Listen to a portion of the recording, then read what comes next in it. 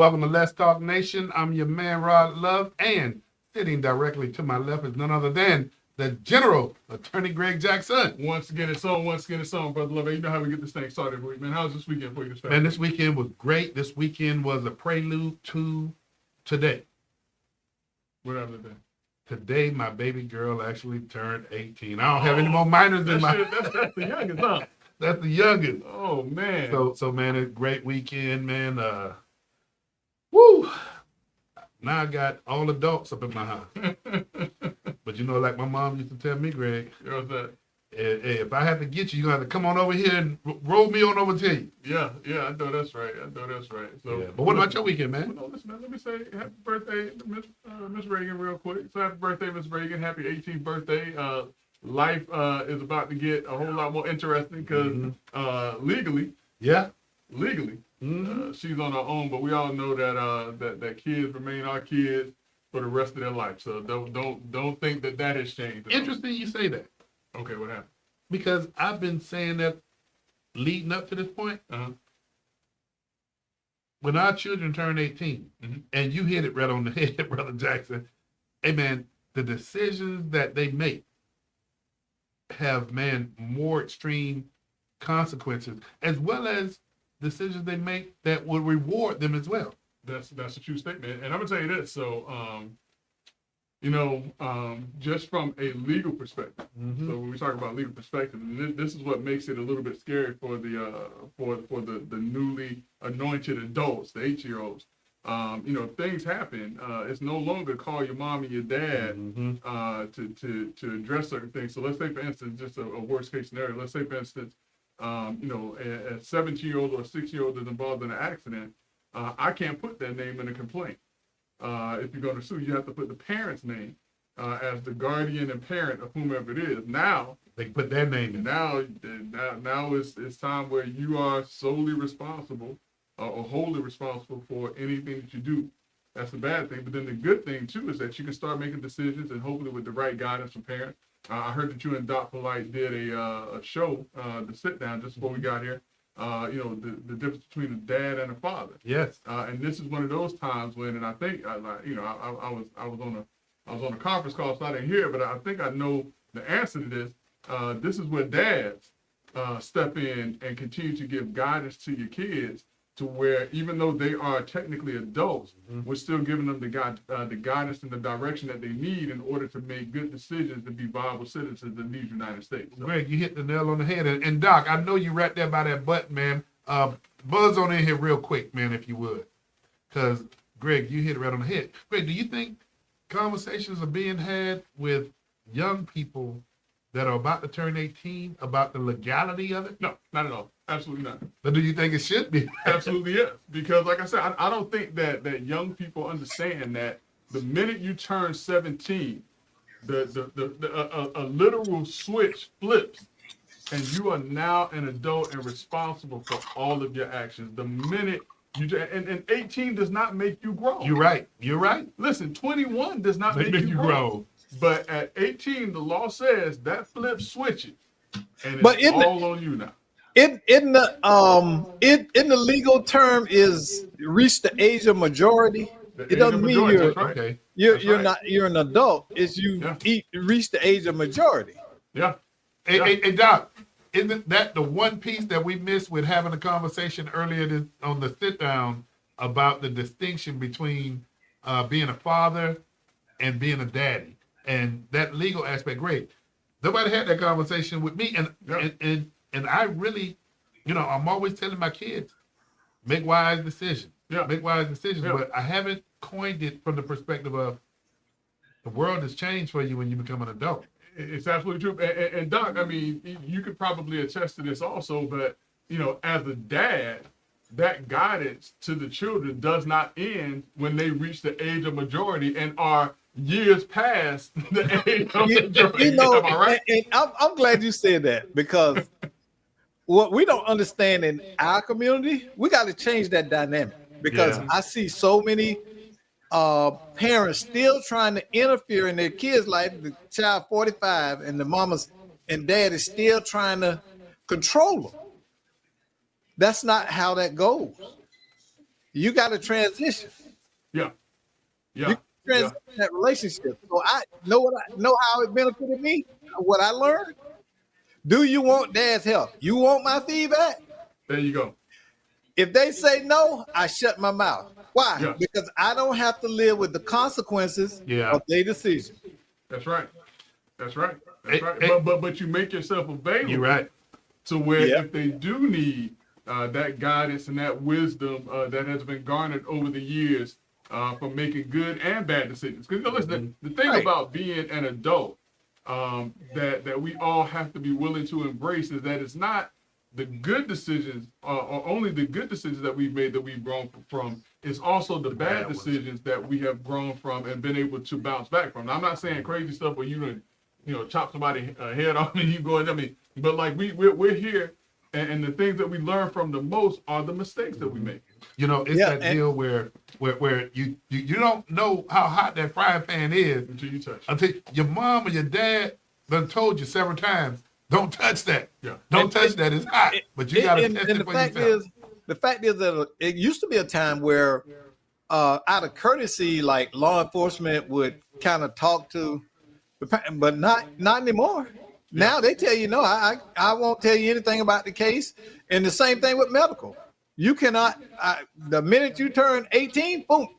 Hey, what is Doc talking hippo? Doc talking, you talking hip around here. Yeah. You They can't tell you nothing. They can't even tell you the temperature.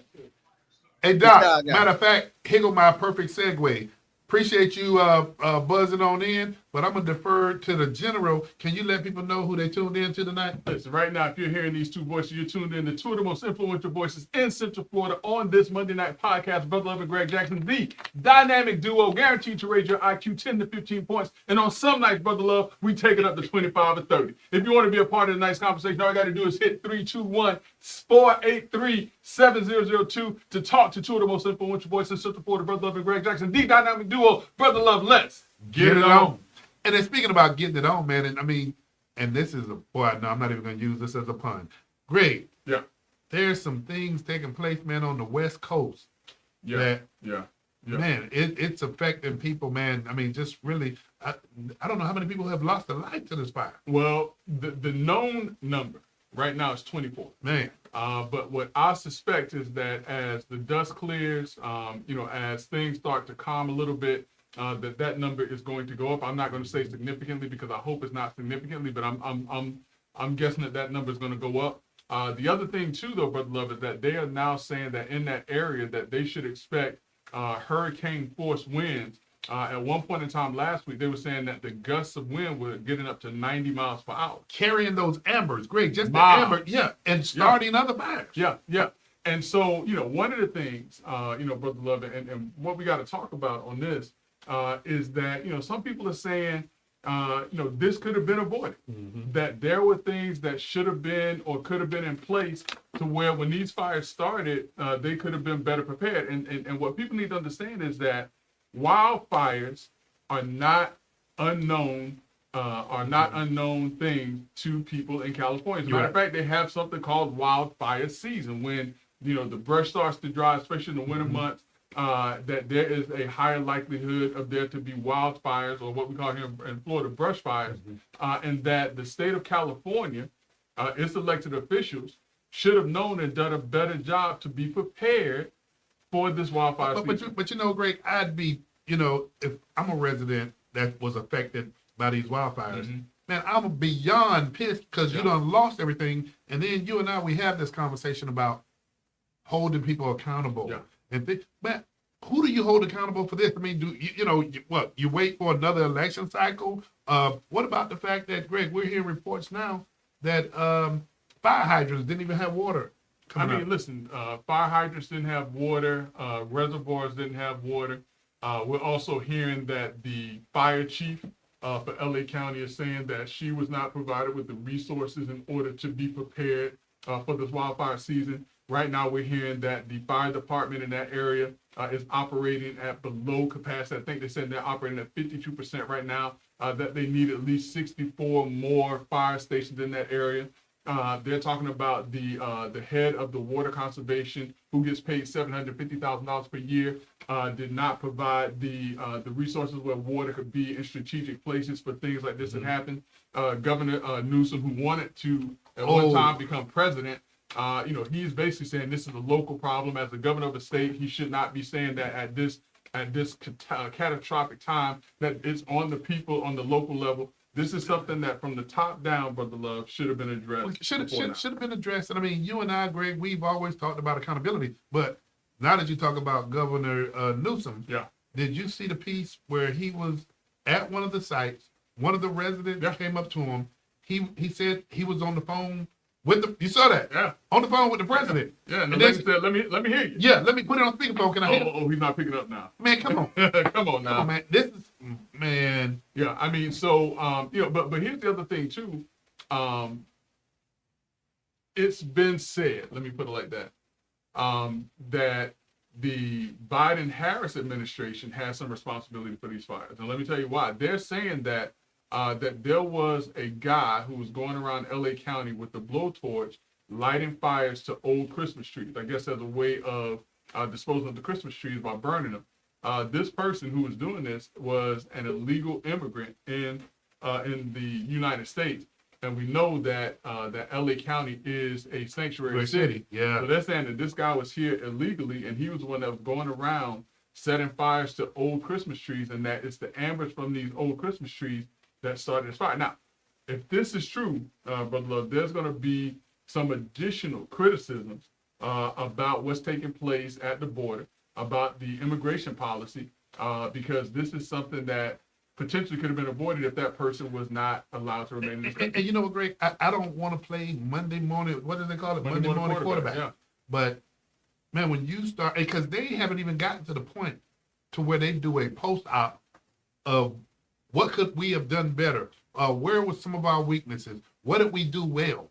This is taking place in real time now, realizing that you run to a hydrant to get water and it's none there. The reservoirs. There's no need to Monday morning quarterback because that's exactly what they're saying. Mm-hmm. The fire chief has come out and said these things. The governor of California has acknowledged these things. The mayor of LA County, who was in Gambia or Ghana at the time that this happened, did not think enough of her people to come back immediately when these fires started, has acknowledged these things. Compounded on the top of that. So there's no need to even start to try to figure out how it started, where it started, and then to go on top of that, this is wildfire season in California. They know the time period when these, just like we know hurricane season, Brother Love. You're right. They know that there's a time period when these things are going to happen. But think about those insurance companies that pulled out the season before the wildfires, and a lot of those homes were uninsured. And then you have some of those individuals that found some degree of coverage, and like the woman that was on lost everything, and she was talking about the fact that she was able to get $500,000 coverage, and the low end of those homes in that area was $1.7 million. Yeah. Well, I'm gonna tell you, and so for the people out there, and I know that they're asking, well, what could have been done? What from a prevention standpoint could have been done? Listen, there's a such thing as controlled burns. There's a such thing as allowing there to be moisture, water let loose in certain areas so that you don't get the dry brush. As a matter of fact, I believe I heard that the president or the prime minister of Finland basically said, hey, listen, we have trees in our country that are more flammable or more prone to catch fire than the trees that you all have, and we don't have these issues because they take steps to prevent these dry areas or these dry spells from happening, to where when there's a small spark, it grows into these fires. So there are things in place. As a matter of fact, last week I was driving home, and in the city of Apopka, there was smoke going down Welch Road. You know Welch Road. Yeah. The reason being, they're doing a controlled burn. They understand that during this time period when the weather's cold, the leaves start to dry out, there's not a lot of rain that's taking place, that you have to take steps in order to prevent there being a compilation of brush and debris that if a small spark catches onto it, it can cause catastrophic results. The sad part about it, Greg, and I'll say this. My heart goes out to those people that have been affected by this. Absolutely. But man, I don't think being in their shoes, I'm going to be consoled in any way when You know, No. you can't hold anybody accountable. You can't hold government accountable. And then people tell you, okay, wait till the next election cycle. Man, come on. Listen, if Gavin Newsom was the prime minister of Japan right now, you know, in Japan, if they do something wrong, they resign and they go to jail. Yeah. Yeah. You know, I think that when you have situations like this, when the government is blatantly, in my opinion, is blatantly negligent in doing its duties to keep their communities or their state safe, then there should be some action or recourse that citizens can take. Now remember, Gavin Newsom is also the governor who was up for a recall election. You're right. You're right. And the people in California, you know, for whatever reason, allowed this guy to come back, even when he was doing such a horrible job, because I think they had the issues with the water, as well as the taxes and everything else that's going wrong in California. More people are leaving California than that are coming to California. That should be a sign of indication. Matter of fact, they're probably going to lose even more delegates, which will affect the number of votes they get for the electoral college in California because of poor leadership, where people are leaving that state. Well, they're getting hit really bad when you look at corporations saying California is not for me and moving the operations. Yeah. Greg, one other note on this topic, man, and then we can kind of navigate on. But Greg, you looking at what's taking place as a result of these wildfires. I'm a conservative. Let me just say that first. Yeah. But I look at the amount of aid that we have given to Ukraine, and you look at other countries, but I'm, you know, particularly, and I understand the war that's taking place over there. When you look at what we do for people at home, there's no comparison. I mean, listen, you don't want to get me started on what is done for other countries versus what is done for certain communities in the United States. You know, we have sorely underserved communities. I mean, if we look at Baltimore, we look at Chicago, we look at Memphis, we look at a number of different areas. And we have to say that there are monies that could be put into those communities that will help those communities from the standpoint of programs, of sustainability, in those communities. That's not happening. And there is a lot of money that goes towards other issues and other concerns that is missed and that is being overlooked in the Black or underserved community. The fact that they gave undocumented individuals, illegal aliens, whatever you want to call it, illegal immigrants in this country, in New York alone, $50 some odd million for housing. Chicago, $4,200 a month. Yeah, I mean, listen. Think about what families in underserved areas could do if they were given these types of resources. But here's the problem, Brother Love. In the Black community, and this is further down the list. We'll talk about this in more detail, because this is always a time for us to talk about sustainability in the Black community. But in the Black community, if we put money into the Black community, how long does it stay there? What are we doing in the Black community when resources are provided in order to make sure that those resources stay in our community? And that's a conversation we've had time and time again. And you know what? It just makes sense when we talk about, when you say, how long does that money stay there? Yeah. Greg, you go to address the problem, and I'm going to talk about, and just be real quick, the Apopka Task Force, and then the Orange County Citizen Safety Task Force. You see that you make inroads with turning the corner on some of these issues. And when I say make some inroads, I'm talking about measuring what you do. So you have to benchmark it first. But when you see you're making some progress, that's not the time to cut off the money. Right. And that's what we see happen. Right. But listen, I'll even say, even without relying on government, or even without government doing what it should do in helping communities, the Black community should understand that we have a rich history of being able to do for ourselves. And if we go back and we look at, and we talked about this before, Black Wall Street, if we look at African-American communities before segregation, we were self-sustaining in our own communities, had our own drugstores, our own grocery stores, our own movie theaters, our own pharmacies, our own property, all our own banks. And once integration hit, we forgot that we were a self-sustaining community in and of ourselves. And so now, whenever you have monies that come into the Black community, we are in such a rush and in a hurry to put it in other communities until we can't sustain businesses in the African-American community. Great. I wasn't going to deviate, but I got to right now. Yeah. I don't know if you saw where there's going to be a special session called for the state of Florida, Florida legislature. It was announced today. Okay. That special session is going to be called to prepare Florida to be positioned because there's the anticipation that when President Trump takes his oath of office, that he's going to step forward with some immediate legislation that's going to impact undocumented immigrants in this country. Okay. And so, just to your point, that there's going to be a special session to whatever the law that they put in place to complement what's going to take place at the federal level. Here's the one thing that came to mind, and I said, man, I hope specifically our Black elected officials don't get distracted with jumping up to fight about something that we've been talking about for years, and that is to address Border Patrol.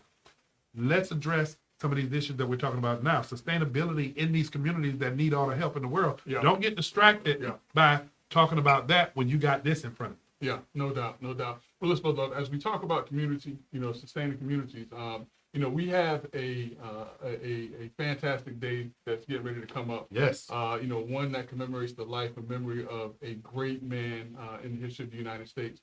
And we're going to talk a little bit more about some of the other contributors to the rights and civil rights movement. But I believe we have someone who is going to be joining us here. He's going to be talking to us about the MLK luncheon that's going to be taking place here in Orlando, Florida. So, Doc Polite, if we have our special guest who's joining us tonight, man, if he wants to come in, we can go ahead and get this thing started. All righty, he's coming right. All righty. Brother Davis, what's going on, man? Good evening, gentlemen. How's It's it so good going? to see you. It's truly an honor to be here with you man. again. Good to see you too. Absolutely. Yeah. So listen, as always, I gotta welcome you in the name of the Black and Gold. Ain't no shame in my game. They all know it now. Hey, they there all you go. know it. There you go. Listen, it is what it is. Yes. Thank you, brothers. Brother Davis, man, good seeing you, man. Absolutely. And, the conversation that you're having there is just quite compelling, and there's so much to unpack there. It really, really is. And I think that what we have coming up in terms of Dr. King's celebrating all of his contributions ties right into how we can uplift the community, right? And which is what we're trying to do here. And so, as you know, the brothers are engaged and have several activities coming up this week. The first one being the MLK Forum at FAMU on Thursday, 7 to 8:30 p.m. And that forum will be hosted by our own brother, Jalen Christie. Mm-hmm. And we have 5 great panelists that he'll be speaking with. And this is really around trying to identify potential solutions. We want people to leave the forum with ideas and things that they can do to go and really make an impact. Not just come out and listen to each other, but listen to each other in a way that we can come up with solutions that we can go back to our communities and implement. So, Brother Davis, let me ask you this. Because you and Brother Jackson, y'all skirted around it. The Black and Gold and the brothers. Man, come on, y'all tell folk about this great organization that I'm not a part of, but I still think it's great. Come on, Greg, tell people about that organization. I mean, listen, I'm gonna let Brother Davis go ahead and Alex, because they hear me say it every time. Absolutely. It is Alpha Phi Alpha Fraternity, Delta Phi Lambda chapter here in Orlando. 1906, we started way back then, and we've been going ever since, trying to make a real improvement in our communities. And so we've been here as a part of partnering with the Mayor's MLK Commission and the Hankins Johnson Education Foundation to be a part of the MLK series of events that happens every year here in Orlando, a 39th year partnering with them. Wow. And so as I said, on Thursday, we have the forum hosting. On Friday is the luncheon. Really excited about the luncheon this year. We have our good brother, Mark Morial, as our keynote speaker. We will be recognizing 15 individuals, 11 students who will receive $31,000 in scholarship money. Nice. And then we'll be recognizing 5 community leaders for all of the work that they're doing, champions in our community who are really making a difference and making an impact in the Orlando area. So now, real quick, Brother Davis, let's take a step back and let's talk a little bit about the forum. What do folks need to do if they want to attend that forum? Right. So you need to show up at FAMU. Like I said, be there before 7 p.m. because we kick off right on time at 7 p.m. And that's on FAMU Law Drive Lane. I think it's 201. So you can just show up there and come on and be a part of the activity. It's right there at the law school. And with regards to the luncheon, you mentioned that there are going to be 11 students that are recognized scholarship money that are given. I think that scholarship money is actually a derivative of another activity. Yes, that the it is. brothers of Alpha Phi Alpha were actually a part of. What? It slips my mind, Brother Davis. What was that exactly? Yes. So yes, the MLK luncheon is a fundraiser to fund those scholarships. You know, so we need people to support our luncheon, come out and be a part of that. I'll be honest with you, we are at capacity, but there is a few seats left, and so you can reach out and call us and get on our wait list, if you will. However, there's an exception for you, brothers. So Well said. there's an exception for you, brothers. I have a couple of seats reserved for you if you're available. But for others, we don't have a lot of seats left. So feel free to reach out, and you can call us at 321-754-8649 or 407-453-4279. And we will get you on our wait list and look forward to you being there. Now, the other piece of that is, right, if you can't get into the luncheon on Friday, there's the opportunity to go to our website, right? Wow. HankinsJohnson.org, and make a contribution to help these kids stay in school. It is so critical that we help the kids get through school. I had a conversation with several students who we awarded scholarships to 2 years ago, and I just wanted to get a feel for what they're experiencing and what it's like in college. And it's tough, especially when you got to think about the dollars, right? That's right. So the one young lady that I spoke with said it's just so expensive to live on campus, you know, to be in college. And so anything that we can do to remove that barrier for these kids, I think is a win-win for all of our communities. So now let me ask this question, Brother Davis, and don't be shy in the response. But has Let's Talk Nation contributed to the scholarship fund just yet? Let's Talk Nation has contributed to the scholarship fund this year, but we would Well, you're certainly supposed to say appreciate no, because you. then I was going to offer some more money, Brother Davis. Let's try this one more time. All right. Let's try this one more time. Let's don't count everything we do. We count right now. So, Brother Davis, you were just talking about if people want to come and they want to donate monies, go to the website. Has Let's Talk Nation contributed to that fund just yet? Let's Talk Nation has not contributed to our scholarship fund this year. We got to change that, Brother Davis. You know, brother, you are on top of it. I appreciate it because it is a brand new year. It is a brand new year.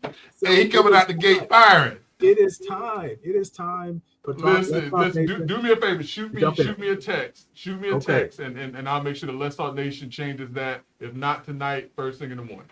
I greatly appreciate that, brothers, and you know, for all of your audience members out there, really think about supporting the kids. You know, it really makes a difference. And if you sit down and talk with some of the college students, you'll find out that it's a real burden for them. Boy. Hey, Brother David, before we let you go, Right. I believe, you know, because I engage with the different fraternities and sororities in our city. And so I have an idea about what drives them. But, man, every time we see you, man, brother, you out there doing some great work. So I want to put you on the spot and just ask you this question, and I want to ask it to you out of love and humbleness. But what drives you to do the things that you're doing, man, in the community? When I hear you talk about the fraternity, those kids, scholarships, what drives you? Right.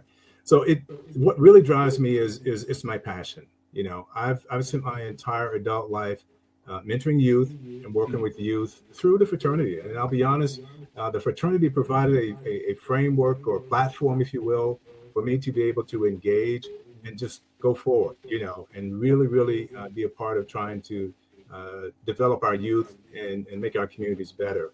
But it's really a passion for me. And I can see the result, right? I can see the impact that we're making by working with these young people. So I'm driven by that. Man, Outstanding. thank you for your service. Yeah, absolutely. Well, listen, Brother Davis, we're going to let you get back to the rest of your day, man. But as always, it's great to see you. But listen, keep doing the great work. You know, Delta Tau Lambda, I paid my dues this year. So just know that's done. But listen, I am very proud of the work that the brothers are doing in this area. Very proud to say that I'm a member, not just of Alpha Phi Alpha Fraternity Incorporated, but also of Delta Tau Lambda for the great work that the fraternity is doing. So Thank you, Brother Okay. Davis. Thank you so much. Appreciate it. Keep up the good work, brothers. All right. Yes, sir. Thanks a lot. Great. Brother's always on point, man.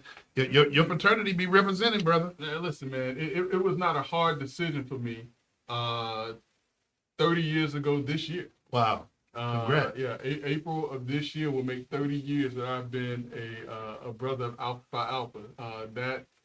That's a long time. I barely have known my wife longer than I have been a member of Alpha Phi Alpha. But that aside, just coming up, on the campus, coming up in the community, watching the great work of Alpha Phi Alpha. And listen, and you said it.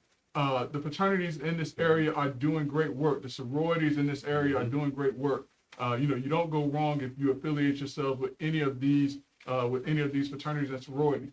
Just for me, it was Alpha Phi Alpha that just stuck in my heart, and why I became a brother Alpha Alpha. And like I said, I'm very proud of the work that the brothers do. I try to make sure that I support as much as I can, and it's because of these efforts here. So, Well, I tell you what, Greg, what I listened to when we had Brother Davis on here, man, I had to ask that question because I was listening to his heart, and he basically said the fraternity provided the platform for him to live his passion and work with young people. So absolutely. But listen, one of the things that a lot of people know, but some people may forget, is that one of the preeminent brothers of Alpha Phi Alpha was, and in my mind is, Martin Luther King Jr., who was a civil rights advocate.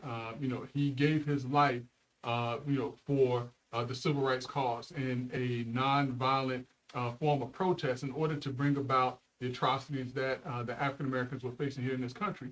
But Brother Love, MLK Day also, I believe, is a day to remember and commemorate all of the other individuals whose lives were cut short or who lost their lives in the fight for civil rights here in this country.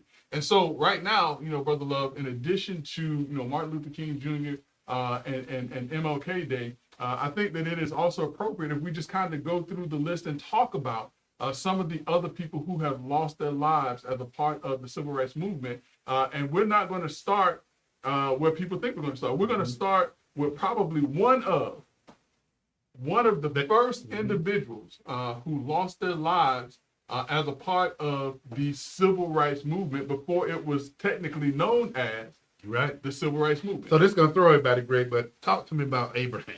Abraham Lincoln, Brother Love. We believe that Abraham Lincoln was one of the first individuals whose lives was lost because of a fight due to human injustices. The Emancipation Proclamation, and I've said this time and time again, that the Emancipation Proclamation did not free slaves in the United States. It freed the slaves in the states that had left the Union. But his efforts is what led to the amendment for slavery to be abolished. And so Abraham Lincoln, who was shot and killed in 1864, was probably one of the first civil rights activists on record who lost their lives for the fight for the rights of all men to be and treated equally. So tell me about State Senator John Stevens. So John Stevens, this is 1913. John Stevens was a state senator who also fought to assist freed slaves at a time that was somewhat, it was about 50 years after slavery, but even 50 years after slavery, there were individuals who had come from that institution,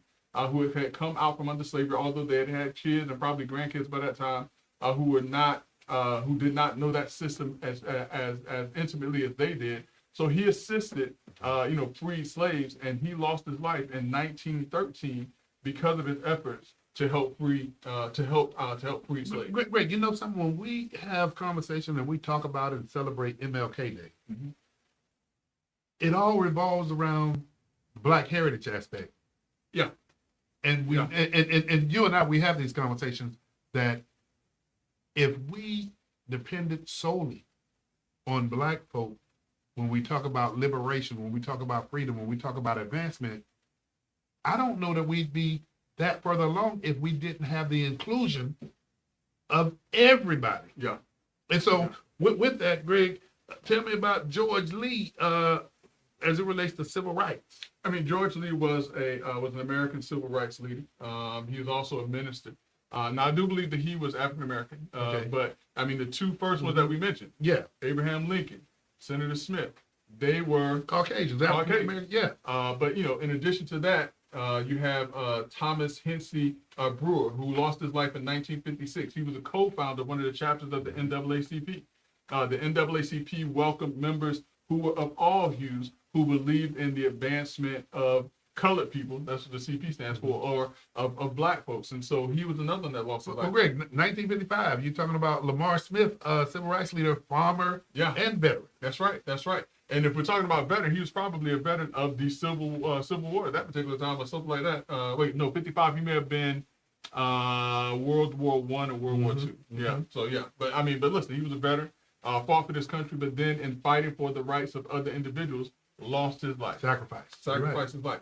Now, some that are of interest, there are a lot of folks on this list, but let's talk about James Chaney, Andrew Goodman, and Michael Schwerin. Now, Michael Schwerin, Mr. Goodman and Mr. Chaney, Brother Love, these were three young men, one African-American male, two Jewish men. All right, that lets you know the diversity of the civil rights movement, because it wasn't just the older generation that was fighting for the rights or looking to bring about an understanding and the knowledge of what was taking place in areas where blacks were being kept from voting. But these were young people who were in college. They were actually members of CORE, which was the Congress of Racial Equality, CORE. And I don't know if you remember the movie Mississippi Burning. Yeah. But these three young men were actually in Philadelphia, Mississippi. They had just left an event where they were trying to promote black folks or African Americans voting and things of that nature. And as they were driving down the street, I think they were actually pulled over, what appeared to be pulled over by police officers. They thought they were being pulled over by police officers. Happened to be, back in that time, people talk about police officers now, Brother Love, but back then, police officers pull you over. They were probably members of the Klan, which unfortunately these three young men come to find out that they were being pulled over by law enforcement who were involved with the Klan, and they were murdered, Brother Love, because they were young people fighting for the equality of African Americans in this country. Great. And you remember that documentary was an education for the country. Yeah, absolutely. But and let me hit you with this, Greg. Yeah. When we talk about there's no substitute for doing the right thing. Yeah. We often don't come back and say there is oftentimes a sacrifice for doing the right thing. There is. And you got to be ready for it. You got to be ready for it. Some other folks that were ready for that sacrifice, Brother Love, those three young men, amongst the other names. You also had James Reed, who was killed in 1965. You also have Viola Lizotte. Go into that, help me with that, Greg. I saw that Viola name. Lizotte was, from what I can tell, documented, the only white female who was murdered in her efforts to assist in the civil rights movement. So this was a white female who was assisting African Americans and black folks with being registered to vote, helping to get the word out about the atrocities that African Americans were facing in this country. And you guessed it again, the Ku Klux Klan was responsible for the death of this woman who was working only to help to improve the life and the situations of African Americans in this country. So now, Brother, we've talked about white men, we've talked about young white men, Jewish men, we've talked about African American men. You now have a white female who's a part of this list of individuals whose lives were taken because they were fighting for the rights of African Americans here in this country. Some of the names that some folks may recognize, Malcolm X, killed in 1965. Now, his was somewhat interesting because remember, Malcolm X was killed, it wasn't the Apollo Theater, but it was somewhere in that area in New York where he was killed. And he was actually killed by an African American, by a black guy. But what they're saying is that black guy was a part of a conspiracy by the U.S. government to murder Malcolm X. Now, a lot of these murders that we see here, some of them have been attributed to government conspiracy. And if you look, Brother Love, when we start talking about these murders, we're talking about 1955 to 1965, that there were a number of individuals who were murdered that were considered to be civil rights activists. But I dare to say that there were some individuals who we would never know their names who were also killed and murdered. I mean, think about Emmett Till during this time period. He was murdered during that time. There were other individuals who were murdered either because of the color of their skin or for the fight for civil rights of African Americans. When I see these dates on here, Greg, when I see the 1955 and it goes all the way to 67, 69, while these dates will probably be so far removed from my children's mind. Yeah. And you're younger than me, but when I see these dates, man, Greg, it is real scary to look at this and think that we were still addressing and dealing with the level of racism in the 20th century. Yes. In the 20th century. Varner Dahmer, another, white male who was assistant with the civil rights efforts. We talk about Robert Spike. He was an American civil rights activist. He was a black gentleman. Ernest Jackson. He was actually the American NAACP chapter treasurer at the time that he was murdered. We also had, I think I mentioned Herbert Lee. The thing about Herbert Lee that was kind of interesting to me is that William Lewis Moore, who was murdered in 1963, actually witnessed the murder of Herbert Lee and went and spoke to the authorities about that murder. And lo and behold, 2 years later, he was murdered. And so that's what I was saying. Some of these murders appear to have been a part of a conspiracy against African Americans at that time who were fighting for civil rights. So we get up to that point, and the reason why I wanted to build up to that, but look at the number of people who were murdered. That when Martin Luther King came about, these were the things that he saw and that he had to address, knowing. Let's think about it, Brother Love. At this time, he knew, as well as a lot of other individuals that were part of the movement, but they knew at that time that you speaking out was a target. You were a target. You speaking out to say that black people deserve the right to vote, black people deserve to have the same or go to the same schools. It's not about the color of your skin, but the content of your character. He knew that if he stood up and he said these things, that there was a possibility that he would lose his life, and yet still he stood up and was very vocal about moving forward with the movement. And not only that, his nonviolent movement taken from Mahatma Gandhi and doing things in a nonviolent fashion is what many people credited or have credited with getting the world's attention about what was taking place to Black Americans, the African Americans here in this country. When you saw people who were peacefully walking down the street having dogs sicked on them, when you had people who were peacefully sitting in protest being beat and hit with bats, when you saw people who were peacefully protesting who were having water hose turned on them, the world looked at that and they looked at the United States and said, there's a real problem in that country because all they're doing is peaceably asking to be treated with dignity and respect. And they trained individuals back then about how to demonstrate and through nonviolence. Yeah. You had, Greg, you had to get your mind right. Well, now, remember now, Dr. Martin Luther King's movement did that. And then the polar opposite of that, as you well know, was the Malcolm X side. Listen, I mean, you had the Nation of Islam that was coming, and it was like an eye for an eye, two for the two. Yeah. So listen, you had competing movements that were trying to address an atrocity here in this country. But both, I mean, whether we look at Malcolm X or Dr. Martin Luther King Jr. or the other individuals who were part of this movement, they knew that being a part of this movement potentially meant that they could lose their lives. You're right. And Greg, we often speak about the fact that if you look at a Malcolm X, if you look at an MLK, these are individuals that knew what they were advocating for, they would never ever benefit from. Yeah. They did it in service to others, knowing that the future would benefit from this, all the while knowing, just like you framed this up, they knew they were on the radar. Yeah. Medgar Evers. Yeah. Who was the husband and wife couple here in Florida? Oh man, they did a movie about them. We went to the premiere.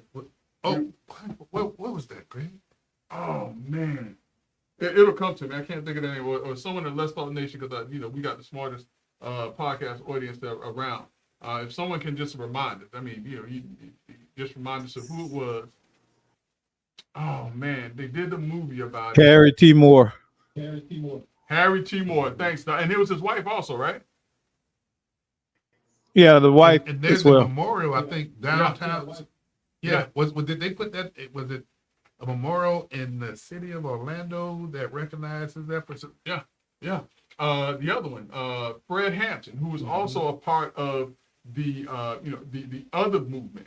He was a part of the National Black Panther Party, the National Black Panther movement, who basically were a paramilitary outfit that basically said we're going to protect our communities against anybody, and we're going to use force. We're going to have weapons. We're going to be trained, and we're going to protect our communities. Rick, what was the organization that MLK founded? SELC? Was it SELC?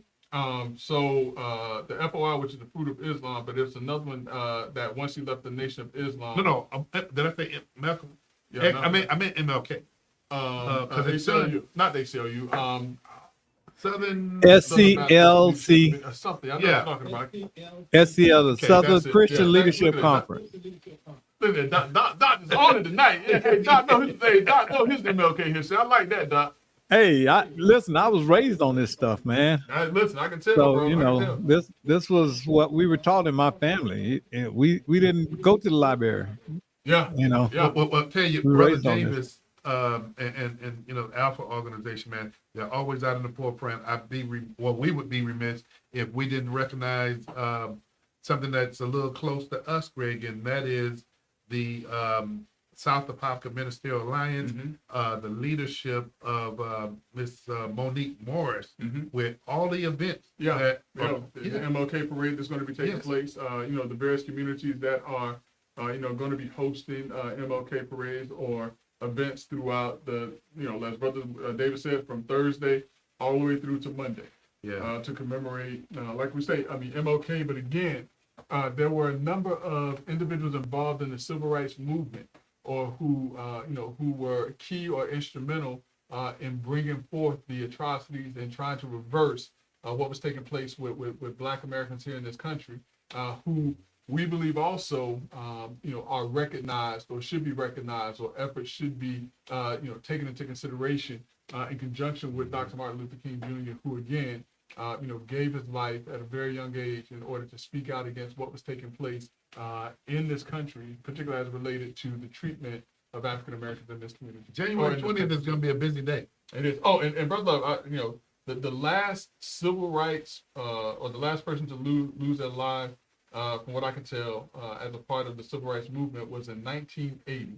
A gentleman by the name of Alec Lowenstein, another one of our Jewish brothers, who in 1980 lost his life in his efforts to fight for civil rights here in this country. It's Man, made it in just 1980. don't seem so far away. Yeah, it's not. But listen, man, when these young people talk about, all of the atrocities of this country and different things like that, listen, I get it. I understand. I understand that you feel like, you're not being given a fair shake. But if you look at what your grandparents' parents went through, and the things that they had to go through, and all of those things, you would be greatly appreciative of where you are today. I think that that this younger generation has forgotten, or don't know, I should say forgotten because they didn't see it.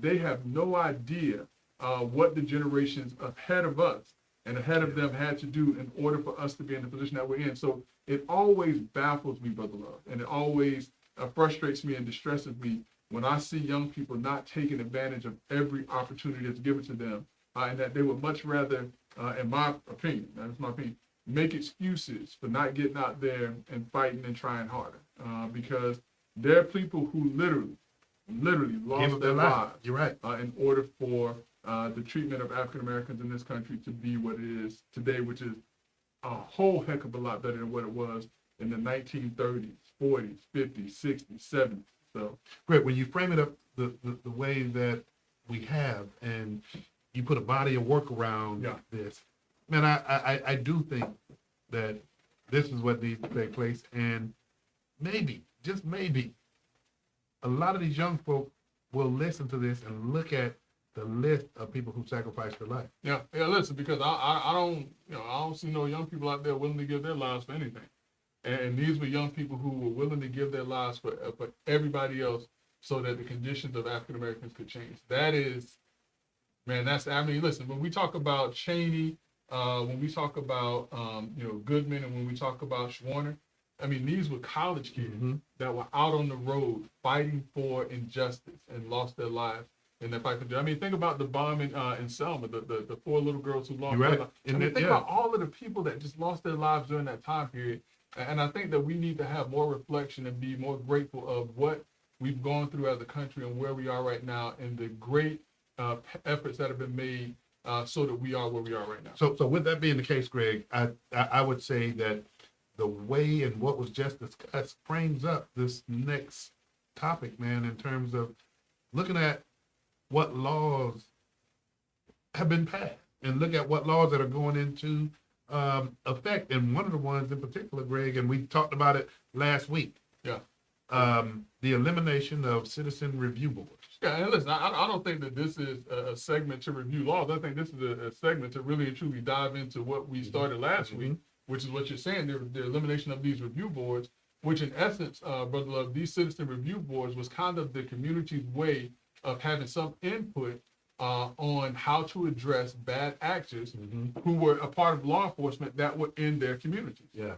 But also, Greg, doing that, but also this was a vehicle by which relationships were developed too. Absolutely. And when we talk about relationships, I mean, no one talks about the relationship between law enforcement and the community as eloquently and as knowledgeably as Dr. Randy B. Nelson. And I mean, I believe our audience deserves, and I would be very interested in hearing, his take on, what this means and how it may affect relationships between law enforcement and community members. Well, just based on the teachings that he's given us, Yeah. right off the top, Greg, it will impact the relationship trust that has been developed in some communities, and in some other communities where the work has not been put in, it's going to be even more so detrimental. Yeah. And so, some of the communities where you had the citizen review boards, you have places like Miami, Tallahassee, St. Petersburg, Tampa, and even right here in Orlando, it appears that the citizen review boards are going to either be disbanded or the alternative, Brother Love, my understanding is the alternative is that now, as opposed to this being a citizen-driven or community-driven board, that now the agency is going to be the ones who oversee and appoints the individuals to these boards. And who do you think they're going to put in place? Yeah, but Greg, here's something on that note. Yeah. And here's something that we've never seen before. And got to take our hat off to former State Attorney Andrew Bain. Yeah. Yeah. You realize that Sheriff Lopez, the Osceola County Sheriff, I believe is the first individual, first sheriff in the state of Florida to ever be placed on the Brady's list. Yeah. And probably rightfully so. Yeah. But what I'm saying is, while the CRBs are going, it's going to take efforts like this as they check and balance. Because you've never heard of a state attorney that basically said to the sheriff, your conduct was so egregious. That we can't believe anything. Well, not anything, but But that's what the Brady list means, though. Yeah, I mean, basically, the Brady list is where a law enforcement agency is either investigated or there's some questions about the activities of that agency and how they report back to either the state attorney or to the community. And the word that keeps sticking out to me when you talk about the Brady list is truthfulness. Yeah. And, for those who don't remember or don't recall, and I forget the young lady's name who was murdered, but apparently her body was found in the woods. The Sheriff Lopez, apparently took a photograph of the body and, of all things, put it on his social media page, which I think is very distasteful. It's also very insensitive to the family as well as to the community. But then, and put that on his page, he then lied and said that it was not a picture of her, it was a picture of something else. He blatantly lied. And didn't he do that? And also they investigated themselves. His agency investigated him. Yeah. How does that work? It shouldn't work like that. And so, yeah, I think that, former state attorney Andrew Bain did the right thing. I know that Lopez basically said that this was a part of political retribution, but I think that it was very clear what Sheriff Lopez did. I mean, everybody saw it. So this was not political retribution. This was holding you as an agency that has to be checked, because we can't believe your word. If you lie about something that simple, what else are you not telling us the truth about? Greg, I got to make you shift gears, man, because I do want to know about some of the other laws that took effect and one of them in particular. Greg, what's your thoughts about the HOA? But now this law here just basically talks about the fact that that law enforcement cars can be parked in the driveways by HOAs, because typically HOAs say that you can't park a vehicle Work in the vehicle? driveway. Yeah. So now they're saying, look, y'all a bit ridiculous on this. Law enforcement can park there, and listen, for some communities it is helpful. It is a deterrent, and so I think that was the right move. To allow law enforcement to be able to park in their driveways if they have an HOA. Okay, now I think this other piece, and I'm gonna skip a little bit. This other piece, I think there needs to be a community education about this law going into effect, because I can easily see where a level of, I'm gonna use the word ignorance, can get folk unnecessarily finding themselves having to place a bond, and that is videoing of law enforcement, and in them doing their duty. So talk about that a little bit. Yeah, I mean, so, basically what has happened is up until this point, if you see law enforcement doing something, you can basically stand right there and be, shoulder to shoulder with them, videotaping what's taking place. And a law now says that if you're videotaping, probably if there is, an active arrest or something taking place, that you have to be at least 25 feet away from the officer. And so now individuals cannot be right there videotaping and things of that nature. That's, I got to see how this is going to play out. I think that if there's just an officer and a person at 25 feet, you can see whatever you need to see. But what happens if the officers form a human shield around what's taking place? Then you still can't really see, or whatever the case may be. So it's going to be interesting to see, how this plays out, and if it really and truly affects, how law enforcement interacts, or how they're being recorded in communities when things happen. But and then what I anticipate, there's going to be an increase